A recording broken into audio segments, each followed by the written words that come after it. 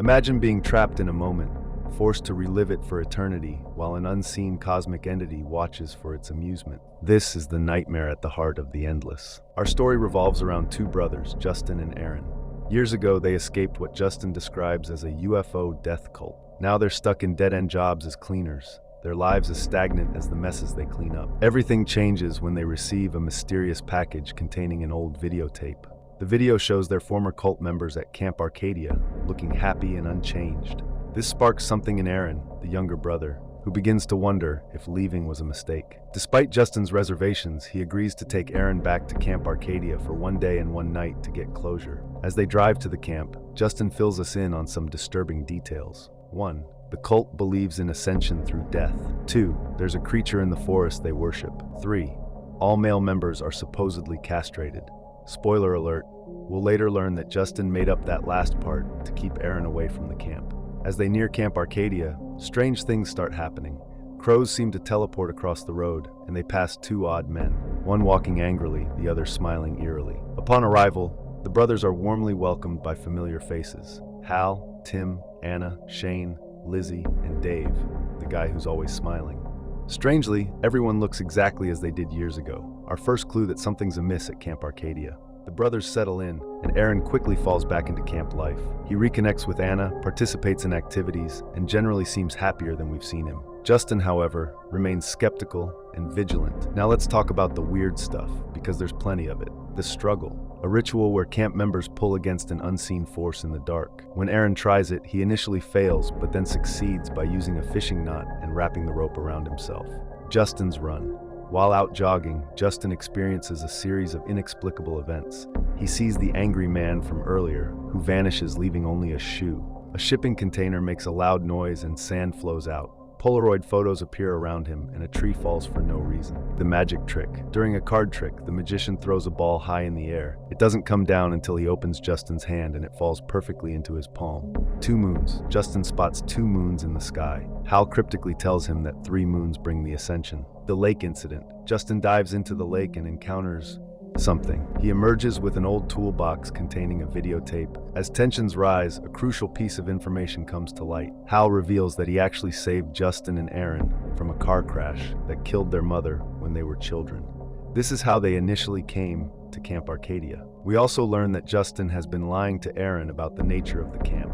After they left years ago, Justin spread misinformation about Camp Arcadia, claiming it was a UFO death cult and that the members were castrated. He did this not for financial gain, but out of a misguided attempt to protect Aaron and prevent him from ever wanting to return. This revelation forces both brothers to confront their past and the lies that have shaped their relationship. Justin must face the consequences of his deception, while Aaron grapples with the realization that his memories of the camp and their reasons for leaving were manipulated by his brother. The truth creates a rift between the brothers. Aaron feels betrayed by Justin's lies, while Justin struggles to justify his actions. This conflict drives the brothers apart at a crucial moment, with Aaron becoming more drawn to the camp and Justin more determined to leave. As Justin attempts to leave the camp, he discovers his car won't start, leaving him stranded.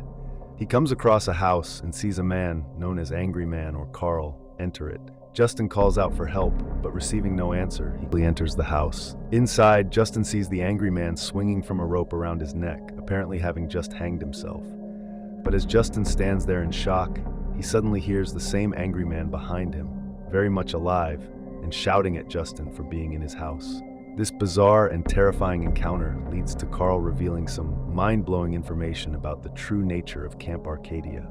1. Everyone at the camp is living in time loops of varying lengths. 2. To reset their loop, camp members must kill themselves, or the creature will do it for them, usually in horrible ways.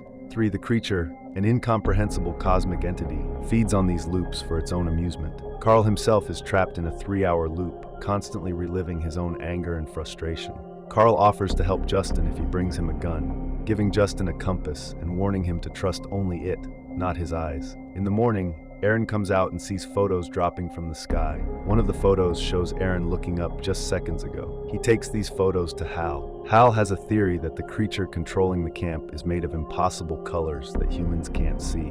One of the other photos shows a trailer. Hal tells Aaron this is probably the place he needs to go, Hal then gives Aaron directions to find his brother Justin, telling him to make his own choice before the third moon appears. Aaron arrives in front of a tent with a clock that keeps turning back over and over. Inside, he sees a man trying to run away, but after just a couple of seconds, the man ends up back in the tent. It appears that this man is dying and looping over and over again, trapped in a very short time cycle. Justin enters the house and finds Chris chained up.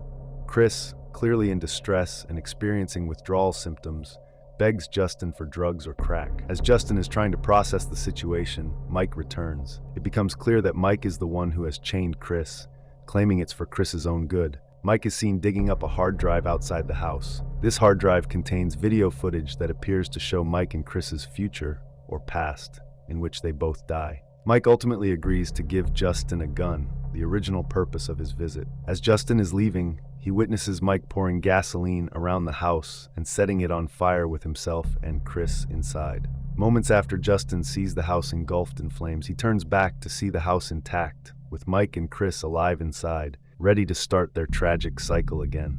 Armed with the gun and new knowledge, Justin tries to convince Aaron to leave, but Aaron has made a choice. He'd rather live in a time loop at the camp than return to their mundane life outside. It's a heartbreaking moment that speaks to the allure of the camp despite its horrors. Justin leaves the gun he promised Carl in front of Carl's house. Later, we see Carl storm out of his house, take the gun, and fire it into the sky before shooting himself, thinking it might stop his loop. However, it doesn't work, and Carl still loops back to his previous state. As tensions rise, Justin and Aaron stumble upon a locked shed. Inside, they discover a room filled with old VHS tapes and a small TV. Tim had been guarding this area earlier, and now they understand why. Suddenly, the TV turns on by itself, showing real-time footage of the camp members gathering around a fireplace. A rope mysteriously falls from the sky into the center of the group. To their horror, Justin and Aaron watch on the screen as all the campers are suddenly and violently killed. Panicked, the brothers rush out to help, but when they arrive at the scene, they find only bloody clothes left behind. Justin tries to console Aaron, suggesting that the campers will come back due to the time loop. However, this traumatic event solidifies Justin's determination to leave and begins to shake Aaron's resolve to stay. As the brothers argue, reality begins to fracture. The three moons align, and everything starts to be sucked into the sky. In a desperate bid for freedom, Justin and Aaron push their broken-down car, finally getting it started just in time to drive through a reflection point and out of the camp's influence. The film ends with the brothers escaping, while we see the camp members happily resetting their loops, trapped in an eternal cycle for the creature's entertainment.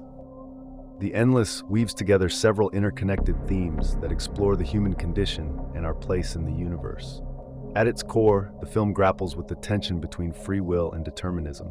The time loops at Camp Arcadia represent a form of determinism, the idea that our actions are predetermined and we're doomed to repeat them.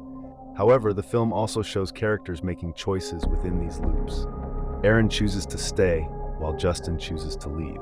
Even those trapped in shorter loops, like Carl, show some agency in how they respond to their situation. This raises a profound question. Even if we're all stuck in our own loops in life, do we still have the power to change our circumstances through our choices? This question of choice leads directly into another central theme, the comfort of routine versus the uncertainty of freedom. Aaron's character embodies this dilemma. He finds comfort and purpose in the routine of Camp Arcadia, preferring it to the uncertain freedom of the outside world. This reflects a very human tendency to seek comfort in the familiar, even if it's ultimately harmful. It's a poignant commentary on how we often choose the devil we know over the uncertainty of change. The nature of reality and perception is another crucial theme that ties closely to these ideas of choice and routine. The Endless constantly blurs the line between reality and illusion. The reflection points and time loops challenge our linear perception of time and space. Moreover, the film suggests that our beliefs shape our reality. The camp members' acceptance of their situation allows them to find happiness in it, while Justin's skepticism allows him to see through the illusion. This questioning of reality leads us to the Lovecraftian horror elements of the film.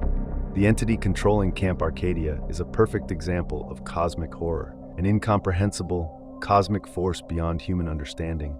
Its motivations are unclear, its powers vast, and its very existence challenges our understanding of reality. This type of horror taps into a deep-seated fear of the unknown and our insignificance in the face of the universe.